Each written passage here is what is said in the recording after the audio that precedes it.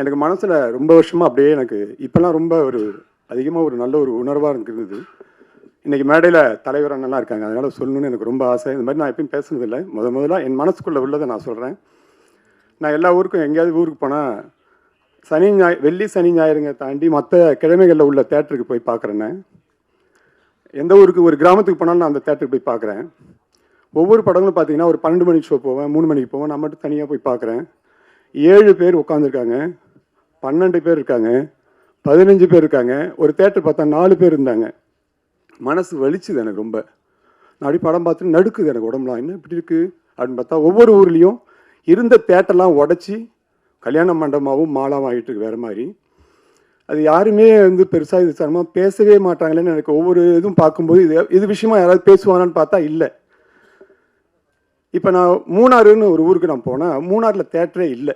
மூணாறு எவ்வளோ பெரிய ஊர் பாருங்கள், எவ்வளோ பெரிய ஒரு சுற்றுலாத்தலம். அந்த இடத்துல நம்மளுடைய திரைத்துறையை சார்ந்த அந்த தேட்டரே இல்லை. நிறைய ஊரில் இந்த மாதிரி உங்களுக்கு எல்லாத்துக்கும் இப்போ நான் சொன்னதுக்கப்புறம் ஞாபகம் வரும்னு நினைக்கிறேன். அவங்கவுங்க ஊரில் தேட்டர் உடைச்சிடறாங்க. தேட்டர் உருவாக்குறது கிடையாது, இருக்கிறத முடிச்சுட்டு அடுத்தது வேறு ஏதோ வந்துட்டுருக்கு. இப்படியே சினிமா துறை பார்த்திங்கன்னா சினிமாவுடைய அந்த வாழ்வில் குறைஞ்சிக்கிட்டே இருக்கிறதா நான் உணர்கிறேன். எனக்கு தெரிஞ்ச அனுபவத்தில் நான் சொல்கிறது சரியாக இருக்கா தப்பாக இருக்கான்னு எனக்கு தெரியல. ஆனால் என்னுடைய உணர்வுகளை நான் கரெக்டாக சொல்லணும்னு எனக்கு ஆசை. நிறைய பேருடைய உணர்வுகளை நான் வாங்கி தான் நான் சொல்கிறேன். இது வள்ளுவன் திரைப்படத்தோட இந்த மேடை எனக்கு நல்ல ஒரு மேடையை அதை சொல்லி என்னோட இறைவன் எனக்கு இந்த உணர்வு கொடுத்துருக்காரு. இப்போ என்னென்னா அந்த தேட்டருக்கு போய் பார்த்து அவங்ககிட்ட ஏதாவது நான் பேசுவேன். பேசும்போது அப்புறம் தேட்டருக்கு வெளில ஏதாவது பார்க்கும்போது ஏன் தேட்டருக்குலாம் போக மாட்டேங்குன்னு கேட்கும்போது இப்போ மீடியா எல்லாமே மொபைலில் கையிலே வந்துருச்சு. அது ஒரு மெயின் காரணம்.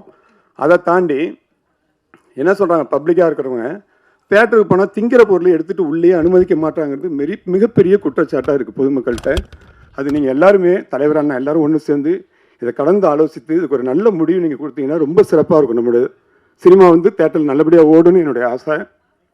என்னென்னா இப்போ இது யாருக்குமே மைனஸாக இருக்காது. இதை பண்ணால் அந்த தின்பொருளை உள்ளே எடுத்துகிட்டு போய் சாப்பிட்றதுக்கு அனுமதி கொடுத்தா போதும், வேறு ஒன்றுமே நான் கேட்கல.